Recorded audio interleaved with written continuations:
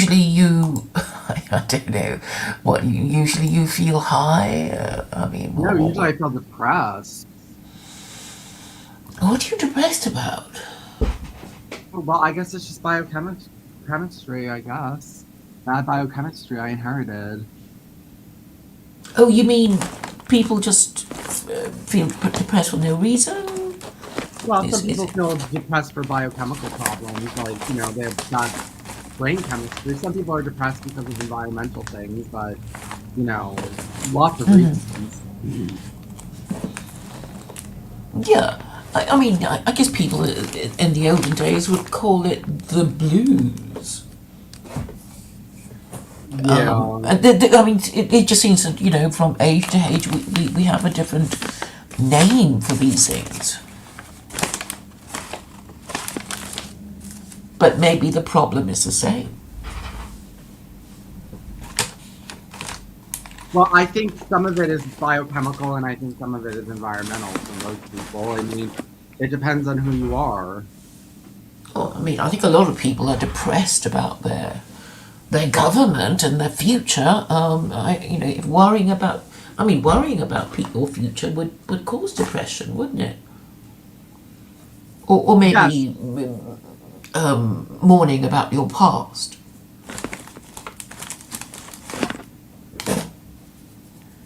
yes, of course. Well, anyway, I started a new blog. I have a new blog. It's in the title of the screen. It's at the bottom of the screen. It's thearmstrongmystery.blogspot.com. And I got into Armstrongism when I did Noahide pyramidology. So we've talked a lot about pyramidology and things like that. But for those, when you go to armstrongmystery.blogspot.com, you'll find a link to Noahide pyramidology.blogspot.com. And pyramidology was basically the belief that was being spread by Freemasons and by other and their derivative cults that the pyramids could be esoterically written, read in Bible code to predict the future and things like that. And this was mixed up with British Israelism, the fact that the idea that the British people would rule the world with the Jews from Israel, and that the British people were the 10 lost tribes of Israel. Now Armstrong got involved in that pyramidology craze. Can you tell Arm, us a bit about Armstrong? I mean, his background and stuff. yes, Herbert Armstrong founded the Worldwide Church of God, and it was a mix of Jehovah's Witness, Mormon, and Seventh Day Adventist. Rejects the Trinity and things like that. But where I got interested in this is that he picked up. Okay, so he comes out of Freemason derived cults: Jehovah's Witness, Mormon, Seventh Day Adventist, all come out of Freemasonry. Um, he picks up Freemason, pyramidology, and British Israelism. He goes British Israelist. But then I found in the church's publications anti-Freemason works. So basically, this new blog that I only have one blog post on right now. It's the first one. It's a book that I found, the anti-Freemason book. But um, I'm trying to figure out how they went from picking up Freemason ideas and being so closely associated with Freemasonry, and why they actually took the time to write a whole anti-Freemason treatise. Now, I haven't read it. The name of the book is The Truth About Masonry by Jack R. Elliott, and it was published. It was published at the time of his. It was published at the time that um, Herbert Armstrong was alive. Right, so he's basically he basically produced a cult of cults, right? That's really what he did. Yes, he stole everyone else's ideas and brought it together, and he was less successful. I think he predicted the end of the world in 1975. Actually, let's look at the Wikipedia for the Armstrongism. Are you looking him up? Yes, I'm looking at his Wikipedia entry now. Yes. There's a Wikipedia on him and on Armstrongism, which is supposedly his teaching.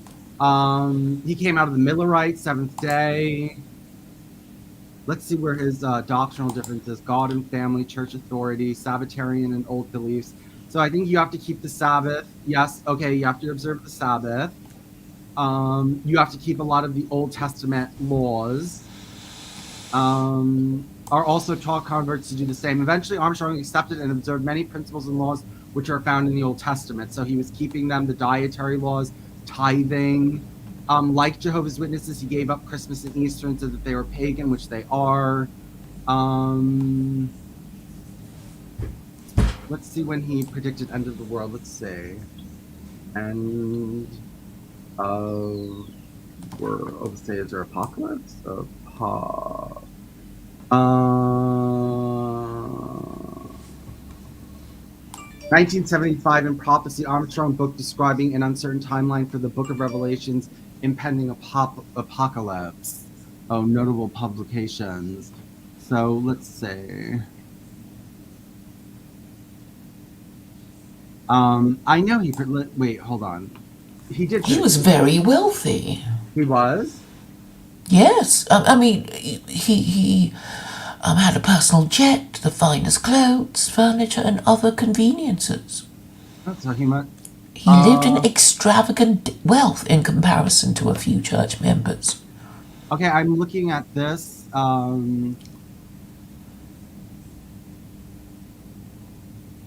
Okay, wait. The AI is telling me, yes, he did predict the end of the world. Armstrong made the last try predicting the end of the world in 1975, but like Jehovah's Witnesses, it seems like he had it seems like he had like precursors or did it several times and it didn't work, and then he covered it up and say, well, that wasn't the real end, it was only the spiritual end. And so he was setting dates for the end. I don't know what it had at its peak. It seems these days the Worldwide Church of God has changed its name, dropped British Israelism, and only has about 30,000 members. But there are break-off groups that I want to research that broke off and still keep British Israelism to this day. And there's actually named churches in Wikipedia when you look that up, either in Armstrongism or whatever. I have these ready to go. I'm going to be posting them on the blog and stuff like that. But I think it's a little quirk in this mystery of just how Freemasonry played through these cults. Whenever we get into these cults, we always find Freemasonry, Jehovah's Witness, Mormon, Seventh-day Adventist, Christian Science, now Armstrongism, which is related to them. And also, so but I'm trying to find out his position about the Jews in Israel, because he did write an article, which I have not published yet, on when Israel did some kind of big war move over there in the 60s or 70s or something like that. And he seemed to be saying that they were going to rebuild that temple, but the Antichrist was going to come into it. I think he kind of, I don't know, I have to find out his position on the Jews. I think that's very important. And right now, like all of these people, it's always underplayed. I noticed that all these religions have a place for the Jews in their narrative, but they don't like to talk about it or advertise it very much. It's like a secret doctrine, you know, what about the Jews? What's their role? Yeah. Well, I mean, British Israelism is about the Jews. So it's supersessionary in that these Gentiles are basically saying we want to be the Jews who are going to replace the Jews, and our religion is better than theirs. I mean that's the common theme, isn't it? Well, they want to, in British Israelism, they want to co-rule with the Jews. So British Israelism, the British Empire and America are responsible for getting the Jews as Jews back to Israel. And then once they get the Jews back to Israel, the Jews will become Christians, and the Jews and the British will rule the world together. Yes, I mean, this is what's happening now. This idea of messianic Jews, they're really Christians. It's just Christianity for Jews, right? Mm-hmm. I mean, I mean, what they do is they don't bother making Jews believe in the Trinity. You know, they just say, well, you know, you're a Jew, aren't you? And the Jew says, yes. I mean, and Jesus is a Jew, isn't he? And then the Jew says, yes. And it's like, well, we believe Jesus is coming back and we welcome you into our church. You know, how about it? And, you know, and Jews get special privileges in our church. And I guess a Jew just gets, you know, suckered along into it. Well, actually, no, the Jews were not impressed with British Israelism and British Israelist pyramidology. In the 1906 Jewish Encyclopedia, they said that British Israelist pyramidology was absurd, and just they called it absurd. They were very much against it. And I've gone through all of this stuff on British Israelism, and it's all the Freemasons talking about wanting to rule the world with the Jews. There were no Jews that were interested in ruling the world with the Freemasons. I mean, the Jews did not support British Israelism in any way, shape, or form. Well, they wouldn't, because you know, it's such a clear attempt to hijack their religion. So they, you know, they wouldn't want, you know, that to happen. And I guess they would be quite used to it happening over the centuries. You know, people are just, well, the Gentiles always, you know, coming along to take their scripture, take their God, and, you know, put their own twist on the narrative, you know, that they don't agree with. I mean, so I suppose while they don't like it, it's something that they have become used to over the centuries. Yes, And but they weren't. Look, the Jews. Okay, for the first. Okay, I don't know if the Jews are smart or stupid for what they did. The Jews had an opportunity when British Israelism was a craze. This is what I'm thinking. The Freemasons are Noahites, and they wanted to find a way to get the Jews to Israel no matter what. British Israelism, I really do not believe that intelligent, educated Freemasons thought that they were the 10 lost tribes of Israel. I think this was just a plot that stupid people were believing this. And so the Freemasons said, okay, they're dumb, but this plan will get the Jews to Israel for us. If the people are dumb enough to believe this, let's just go along with it and get the Jews to Israel. Now, if the Jews had been smart, they would have played along, I think, and would have said, yes, you know, okay, get us to Israel. But they didn't play along for their own reasons. Maybe they were more long-term. Maybe they didn't want to have that complication. Maybe they said, well, once we get to Israel, we don't want to be co-ruling with the British Empire. We don't want to even... sorry, can you say what you think the Jews should have done about British Israelism? Well, not what they should have done, but they could have played along with British Israelism and gotten a free ride back to Israel. Oh, you mean Zionists? Yeah. Well, I guess, you know, Israel wasn't much of a place at the time. It was, you know, full of Arabs and other Jews, and maybe a lot of the Jews who were happily living in Europe didn't want to go anywhere else. This was big. This was around Herzl's time. Jews were talking about going back to Israel. They just didn't like British Israelism.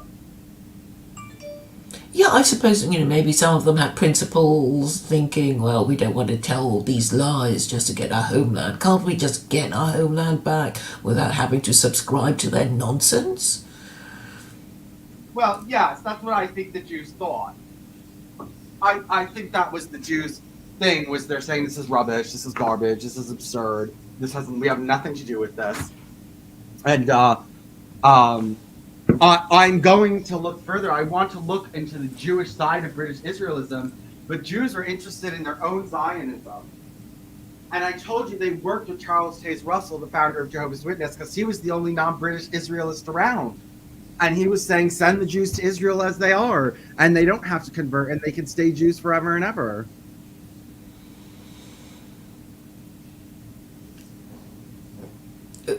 Why did he say that? Because he believed Bible prophecy said the Jews would rule from Israel and everyone else would be non-Trinitarian Christian Gentiles. Right, but it seems that these empires, have their own, that they feel they have to say something about Israel because, well, in a way it's inevitable because, these Christians culturally appropriated the scripture of the Jews, so they kind of have to take on their narrative. So, so I think currently these Christian Zionists in America feel they have to protect Israel, but maybe it's just the American government, trying to calm down these Gentiles who might otherwise get angry about, well, why are we paying all that money to Israel? For what? And then the government says, oh, it's because we have to protect Israel, because we are, it's our responsibility now because the British can't do, they couldn't do it, and because they lost their empire, and now we have to do it, and that's our job. So it gives American foreign policy in the Middle East some kind of moral standing, some kind of moral and religious standing. So that's what I think it's all about. Otherwise, it's just the Americans, But this plot, look, British Israelism has really fallen out of favor. But that plot was before Israel was even formed. It wasn't like we were sending taxes over there at the time. I mean, this is a different story than modern day people trying to come up with a story. As to why we should be funding Israel. This is more of an 100 years old plot to get the Jews to Israel and to keep them there. Well, I mean, obviously, if it's going to be an American colonial outpost, it will need to be peopled. Now, there's this Bible, whose name I've forgotten now, that gives a story about that supports Christian Zionism. Do you know what I'm talking about? This Bible, I've forgotten now. What Bible? What are you talking about? Say it again. There's a special Bible that supports Christian Zionism. Well, if it's the one that supports... Oh, the Scofield Bible. That's the one, yes. I mean, that supports American Christian Zionism, doesn't it? Mm-hmm. Yes, it does. That's the Bible all the Christian Zionists use. Mm-hmm. Well, let's see how old that is. I think Scofield came in a little bit later.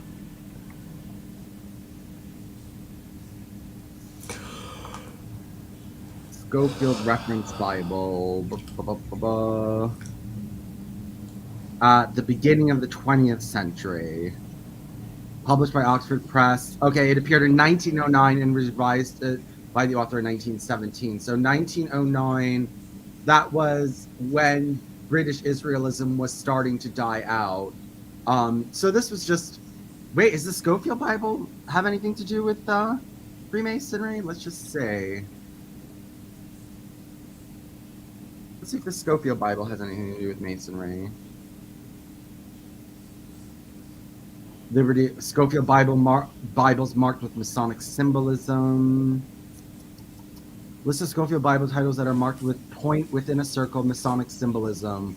Click on the link to see the point with a circle Masonic symbol on each cover. Let me see this. I don't say what they're talking about here. Oh, point within a circle. Oh, okay. So they're just saying, okay, never mind. These are people that they're trying. I mean, they're stretching. They're trying to. I'm trying to look and see if there's any real conspiracy between Scofield and Masons. Well, I think Masons were is about Jews and Muslims ganging up on Christians when it's safe to do so, to tell them off about their idolatry. And I think the day must be coming closer. Okay, well, on this even, it doesn't seem like there's many even conspiracy websites saying the Scofield is Masonic, which surprises me.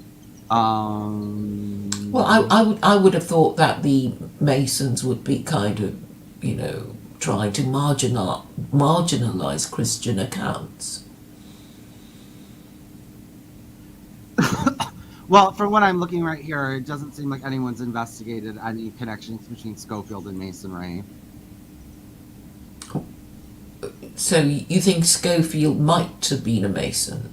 No, well, there's nothing here to say that. But yeah, I mean, I'm saying that the Masons would, be looking to reject Christian narratives. Because I have a theory about the Masons, which is that it is about, the monotheists, the Trinity rejecting monotheists, biding their time until it is right for them, these Jews and Muslims, to inform Christians that their religion is idolatry and blasphemy.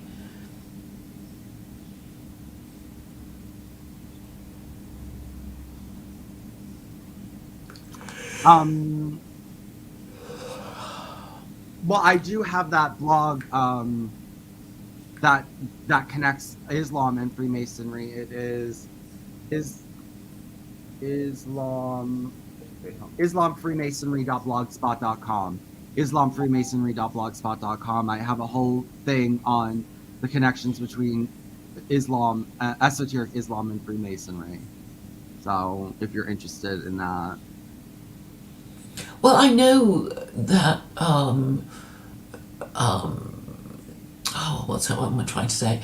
I know Muslims don't like Masons. And I remember Mr. Palu, when he was being over-enthusiastic about his Masonry. Who was being over-enthusiastic about his Mr. Masonry? Palu. Oh, yes. I talked to him the other day, yes. Well, there was a time when he was a very active Mason, and he was always talking about it and boasting about it, and I noticed that some Muslims really didn't approve of his Masonry. Perhaps they think it's something Jewish. I mean, the way Christians talk. That's it then. Yes, of course. No, Hamas. There's yes, the Muslim world has always associated Freemasonry with Judaism. Yes. Right. And any particular reason? They're Noahides. Okay, so Muslims don't approve of Noahides because they think. Okay, no. Okay, no, they don't dislike Freemasonry because Freemasons are Noahides. Freemasons are Noahides, which shows their involvement with Zionism. And also the idea that Freemasons always wanted to rebuild Solomon's temple in Israel. So there's a connection. But they don't dislike Freemasons because they're Noahides. They dislike Freemasons because they're connected with Jews. But the thing is, if you have an empire, you would want to, you would want Israel to be one of your, territories, wouldn't you? Because it would kind of show that, you've arrived. Like, wow, I've got Israel, the Holy Land, the land holy to the God of Israel. That everybody knows, or the Jews and the Christians and the Muslims believe to have created the universe. Aren't I cool? Aren't I great? And I think, whoever gets to administer Israel as an empire will be conscious of this status. So they'll all be, kind of, oh, I really love being the one to, to call Israel mine. Because, there's a lot of unacknowledged snobbery about the whole thing. And I think Israel is the kind of billionaire's yacht in the,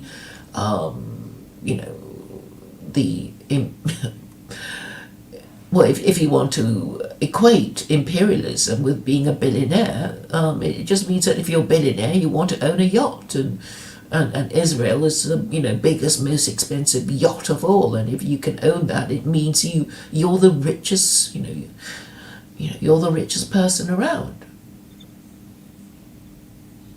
Just because people are a bit funny about the Jews, aren't they?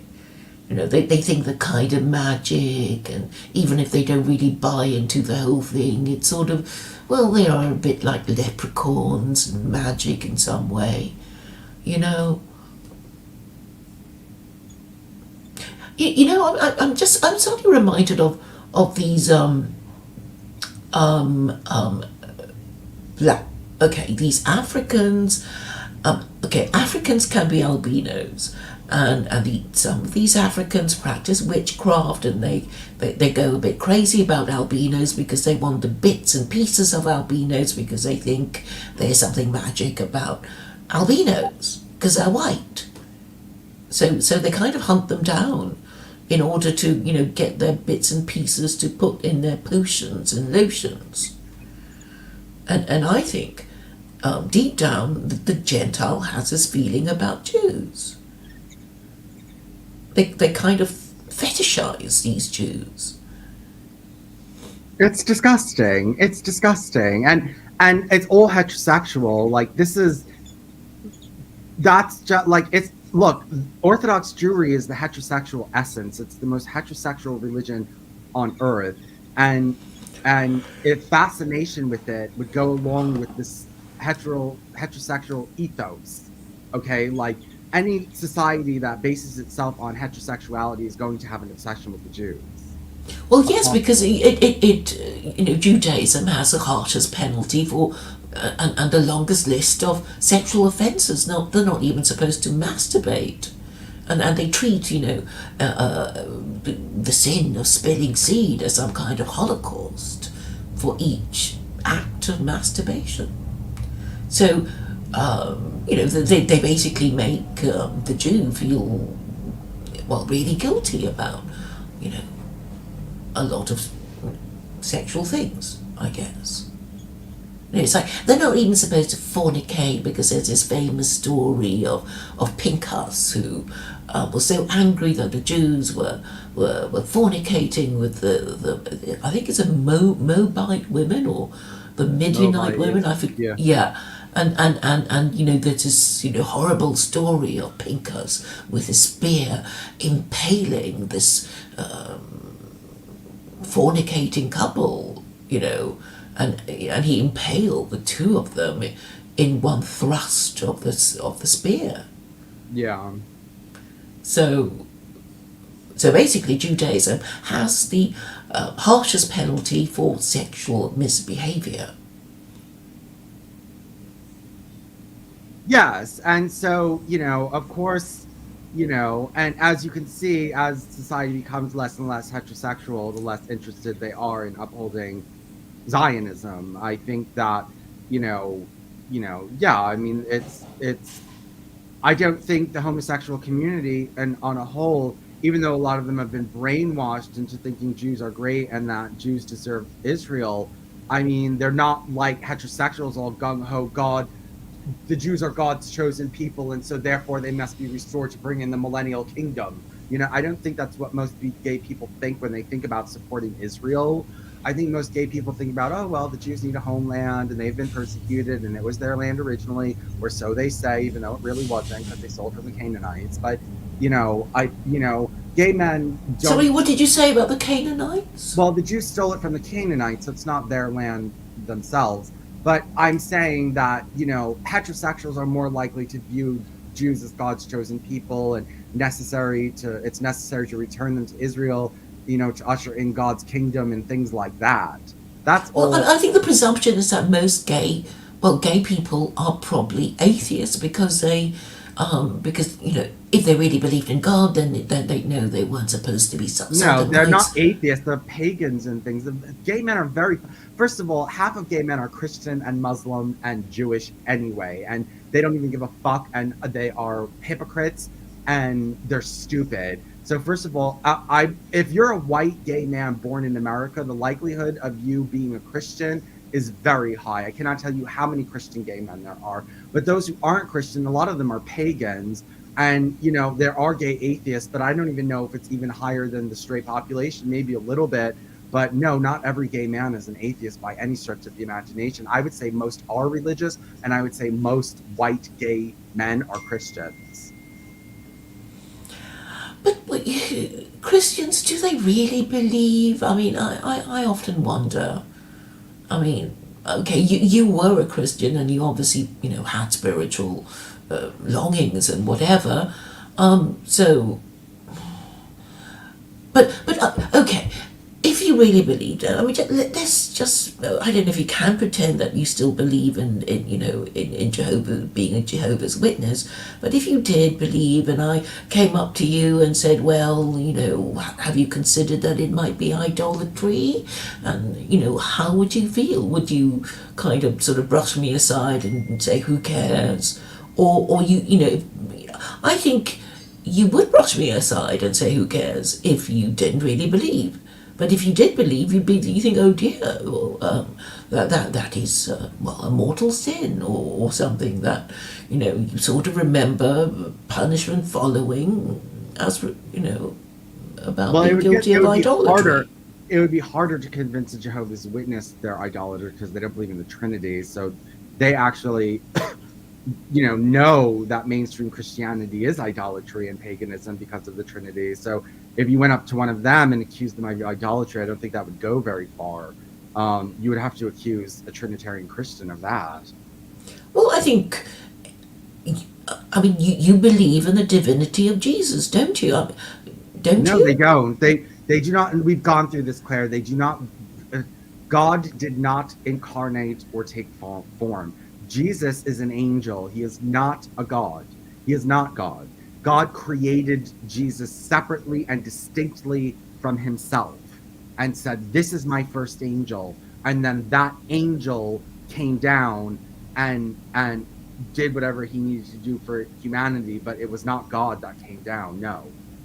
Okay, so Jesus is an angel. Yes. And isn't there a problem with this? Because from my understanding of angels is that they don't have a mind of their own, so they just do whatever God orders, and so they are automatons. Okay, but they're not or like robots or something. They just. Okay, but they're not God, Claire. You've always tried to. You always. No, but I'm interested in this aspect. And I mean, it's obviously important because once upon a time Jehovah's Witnesses and Trinitarians were fighting it out. But the point is that, okay, do you know which verse it comes from, this story? Or was it just made up? I assume it's in the New Testament somewhere. Well, there's differences between the Jehovah's Witness translation of the Bible and other people's translations of the Bible, and I don't remember their exact arguments to prove that Jesus was an angel and not God. I can't remember how they do all that. He's the archangel. Archangel Michael is who Jesus is. He's not God. So we've already gone through this. You're never going to get Jehovah's. Even rabbis are saying Jehovah's Witnesses are Noahides because they lack the Trinity. Even, it's like the rabbis, even Tobias Singer kind of says you can be a Jehovah's Witness and a Noahide. Well, I mean, I know that the Trinity is the most offensive thing of all because, they're basically saying, here's this guy who was executed for blasphemy. Oh, we're just going to worship him as a co-equal of the divinity that he was alleged, convicted of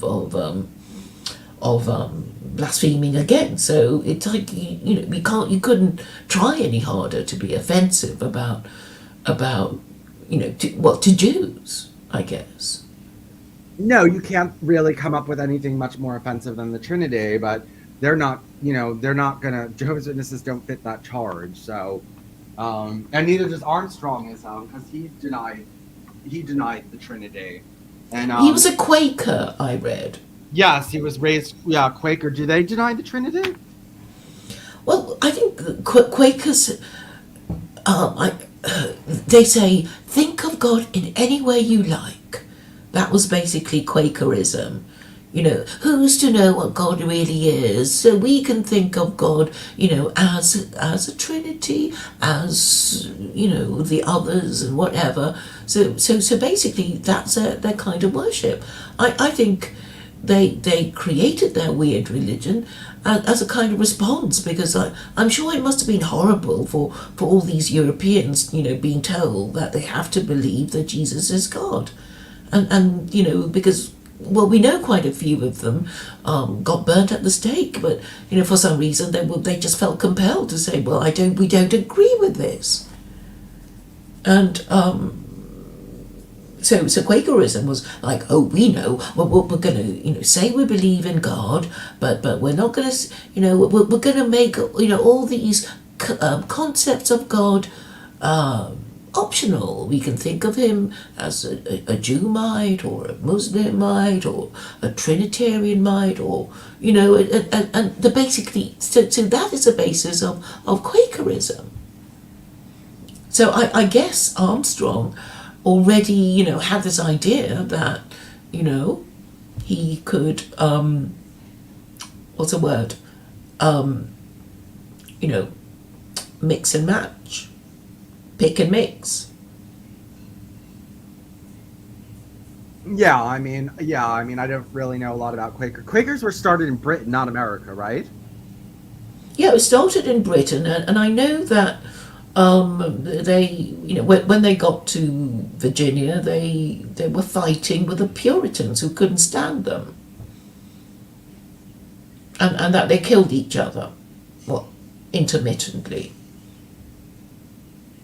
So that was a surprise to me when I first heard of it, and apparently the stories of Nathaniel Hawthorne mentions this sort of thing.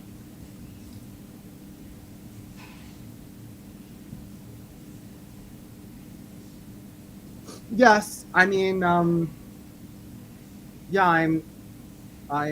interested in how these things. Let's see about anything about Quakers and Freemasons. Hold on, Quaker Mason. Let's say, can Quakers join Masonic bodies without compromising their religious beliefs? I believe so. Oh, let's see. Oh, hold on. Let's see. I just found a. Can Quakers join Masonic bodies without compromising their religious beliefs? How long is this? 6 pages, but let's see if there's a. Let's say if there's a summary. We would ally ourselves with the British position that affirmation should be available if permitted by the local Grand Lodges on the grounds that our affirmation is binding. But if we can accept the premise that a Mason's obligation is not an oath in the strict sense, an obligation, and that Freemasonry is not a secret society but a society of secrets, then this question of Quakers becoming members and active members of the craft and associated bodies is merely an academic point. Okay, well, it seems like he's kind of saying Quakers can become Masons. Actually, interesting, I'm going to start a new folder I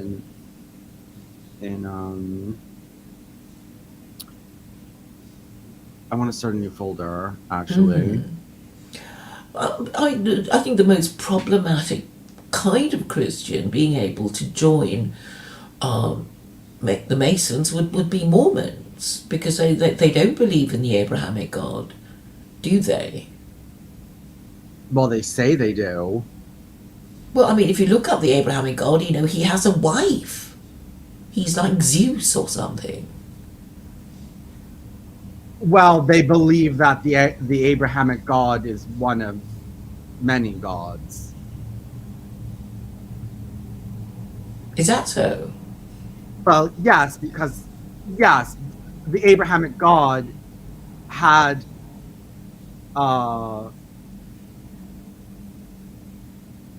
had a father. The Abrahamic God had a father. Yes. Oh my goodness. The Abrahamic God had a father, and the Abrahamic God became a man on Earth and lived through not this Earth, but another Earth. Lived as a righteous Mormon, and then was elevated to godhood and became the god of our planet. The Abrahamic God is only the god of our planet. Crikey. Well, I think it's got to stop. All these crazy cults coming from America.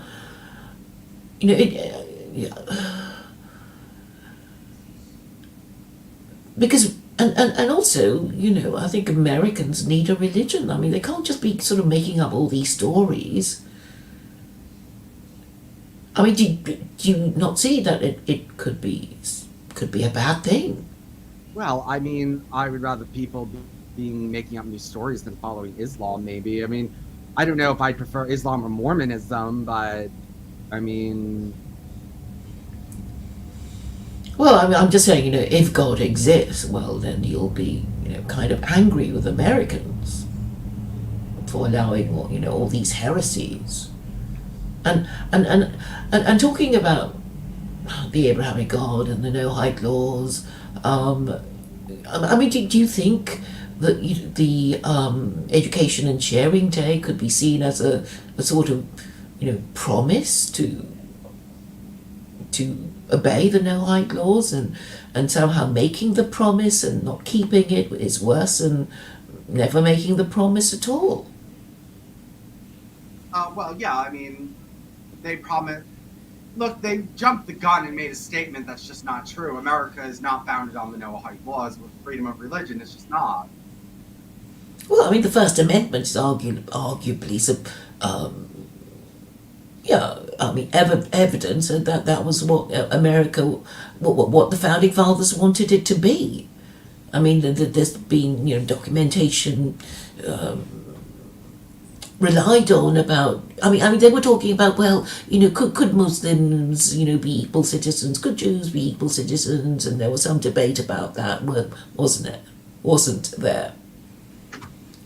I mean, okay, it wasn't properly settled, and they made those laws, but it had people of different religions have been treated as if they were equal citizens in law, anyway.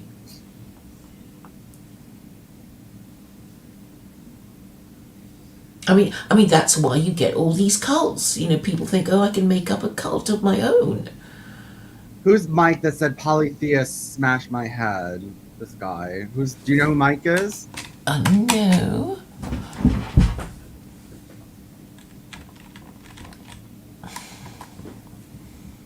But you do see that just sort of thing just wouldn't have been allowed in Europe. They would have been smashed from the beginning. They would have been persecuted. Well, yeah, Europe was more into driving out religious minorities, and America was more into creating them and allowing these cults to flourish. And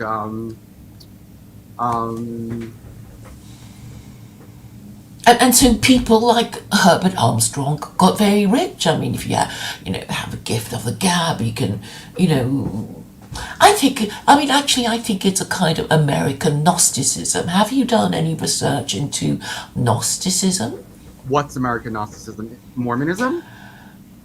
Yeah, and all these sort of pick and mix and match cults that spring up, and all these different churches, because I think before Constantine adopted Christianity as a Roman religion, I bet a lot of people just went around saying, Jesus is my brand. I'm going to use a brand of Jesus to sell my snake oil.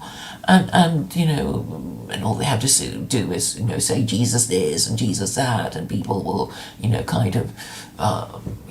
want to hear more. And I think a lot of charlatans kind of got rich that way.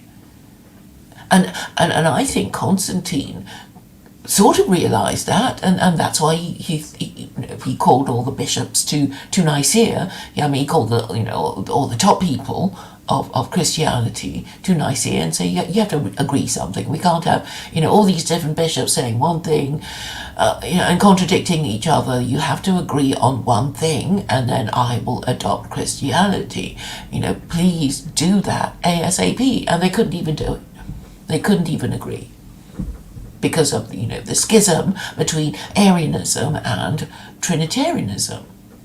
The rivalry between Arius and Athanasius. So, and this is obviously evidence that Christianity was just cooked up. This should be enough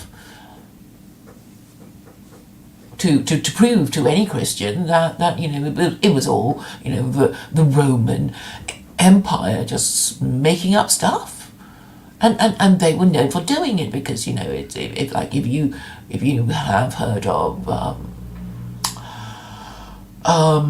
Virgil, who wrote the Aeneid, this was basically a kind of Roman Bible, like, we were these we are descendants of Troy, and so the Roman myth was that the Romans were Trojans fleeing a fallen Troy, and who arrived in Italy, and whatever the story was, I can't remember what it was now, and they'd have poets like Homer to set the scene, and then you can see that there's a certain pattern to it, because of course the Quran is also poetry. And you can see why they would, you kind of wrap it up in grand poetry and, literary achievement and all that, and people will be even more impressed by your scripture than, if it was just really badly written, like the Scientologists, which is terrible. You've read their stuff? Well, just a bit online, but I mean, the language used is very banal.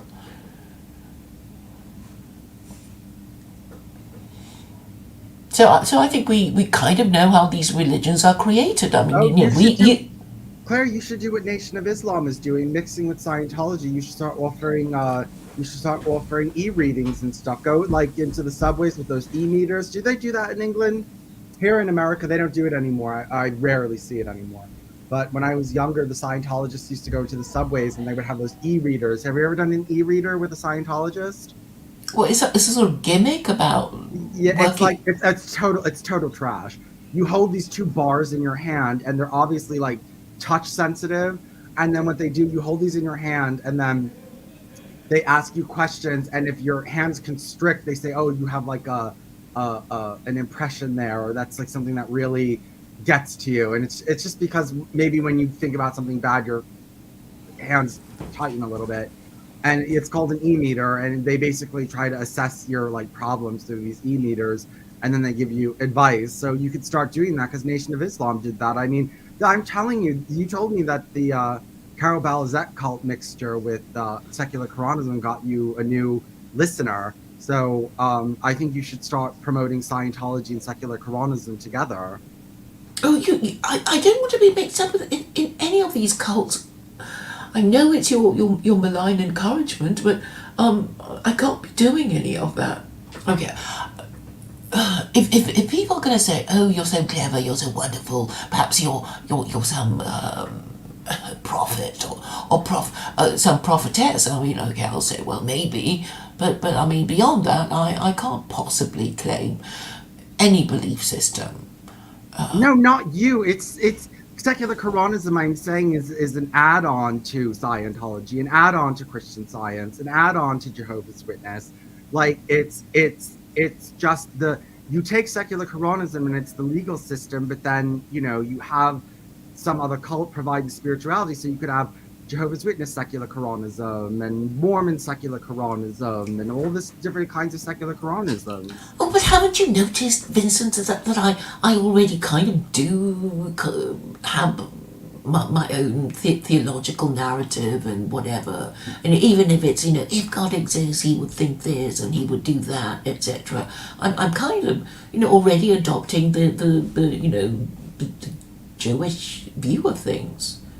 I mean, the Muslims are terrible. They don't even have a proper, system at all. But the ultra Orthodox Jews are very good, about, well, if we have to, completely believe in God, and we have to explain everything by reference to God, and philosophy is, what do I try to say? Leibniz. You've heard of Leibniz, haven't you? Who said that we live in the best of all possible worlds? Have you heard that idea? Yes, I've heard that idea that we live in the best of all possible worlds, but that, I mean, there's no way to prove that. And what does best mean? And people would have different interpretations. And somebody would say, this is not the best world I could think of. So, this is certainly not the best world I could think of. So I'm not going to say we live in the best of all world possible. Maybe we live in the only world that's possible because of determinism and like the physical breakdown, and nothing else would have been possible anyway, which is necessitarianism. But, I'll take necessitarianism, but not, it's spiritually, subjectively, objectively the best thing. We just drive ourselves mad with these weird ideas like the multiverse. So if we're supposed to think that this is the best of all possible worlds because God created it for a reason, and it's something to do with His plans for us, then we would think that everything that has happened was meant to happen, and we just have to work out why. And by reference to human history, we might, have a few ideas about, certain certain historical events about, what is meant to happen. Actually, the Marx's historical materialism is kind of like that, because he's saying it is only through historical materialism that we will get to the workers' paradise that we all want to go. And historical materialism is basically two different ideas fighting each other, this idea of thesis, antithesis, and synthesis. And he's saying,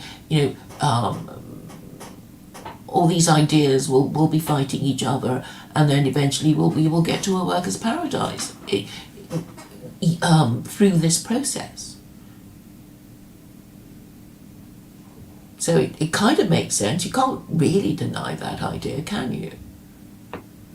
Because people do have fight each other, and then they have a new idea, which is a synthesis of the two different ideas that were fighting each other, and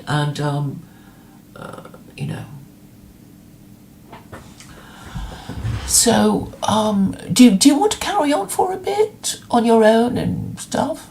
Or Why, you have someone there? I heard someone in the background. yes, it's kind of dinner time. Okay, how long do you think you'll take? Maybe about 20 minutes or something like that. Okay, I'll talk about the Armstrong cult and stuff like that and other things. I'll just show some things from my other blogs. Alrighty. Okay. See you in a bit. All right.